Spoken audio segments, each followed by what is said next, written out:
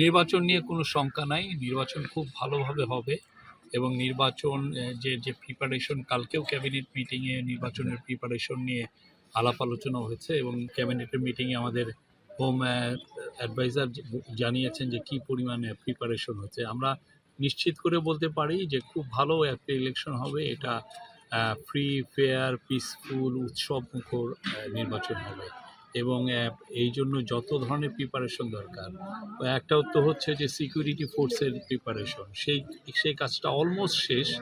আর আরেকটা হচ্ছে হলো যারা রিটার্নিং অফিসার, পোলিং অফিসার, তাদের প্রিপারেশন, সেই কাজটাও শেষ। আমরা জাস্ট ইলেকশনের জন্য জাস্ট ওয়েট করছি। পোস্টাল ব্যালটের কাজও শেষ হয়ে গেছে। তো এখন দেখা যাক, যারা সমালোচনা করছেন তাদের আসলে জানার পরিধি কম। তারা পুরো পৃথিবীতে যে সমস্ত দেশে গণভোট হয়েছে সেই সমস্ত দেশে ভালোভাবে লক্ষ্য করলে দেখবেন যে সরকার এখানে অবশ্যই একটা গণভোটে একটা সে পক্ষ নেয়, নিয়ে কথা বলে। কোনো সময় সে ভাইয়ের পক্ষ নেয়, কোনো সময় সে নায়ের পক্ষ নেয়। হ্যাঁ, আপনি ব্রিটেনে দেখবেন যে এইরকম ঘটনা কয়েকবার ঘটেছে পুরো পৃথিবীর মধ্যেই। আর আমরা তো এইটা সংস্কারের গভর্নমেন্ট। আমরা এই সমস্ত সংস্কার, যেই সংস্কার দিয়ে আপনি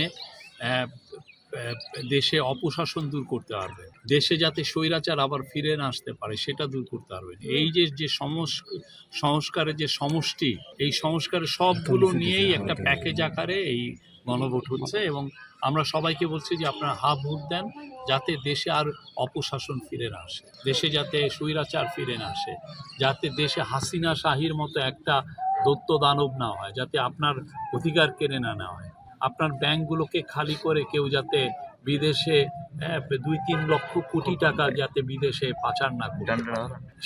সেটা আপনি দেখেন ব্যাংকগুলোকে কি করে গেছে। আমরা এখনো এই গভর্নমেন্ট কত চেষ্টা করছে যে ব্যাংকগুলোকে সেভ করার জন্য। 5টা ব্যাংককে এক করে এখন সম্মিলিত ইসলামী ব্যাংক করা হয়েছে। এখন ওনারা পুরো ব্যাংকগুলোকে চুরি চামারি করে সব চেটে চুটে খেয়ে রেখে গেছেন। এখন ওই ব্যাংকগুলোকে এখন বাঁচানোর দায়িত্ব পড়ছে হচ্ছে এই সরকারের বা ট্যাক্স পেয়ারের। আপনার আমার ট্যাক্স পেয়ারের মানি দিয়েই তো এই ব্যাংকগুলোকে বাঁচানো। অথচ এই ব্যাংকের যারা মালিক ছিলেন, একজন মালিক, উনি লন্ডনের হাইড পার্কের পাশে সবচেয়ে সুন্দরতম বাড়িটা উনি কিনেছেন। তার কোথা থেকে কিনেছে? ব্যাংকের থেকে টাকা চুরি করে নিয়েছে। তো এই ধরনের যদি চুরি চামারি যদি বন্ধ করতে চান, তাহলে আপনার ভোট দিতে হবে।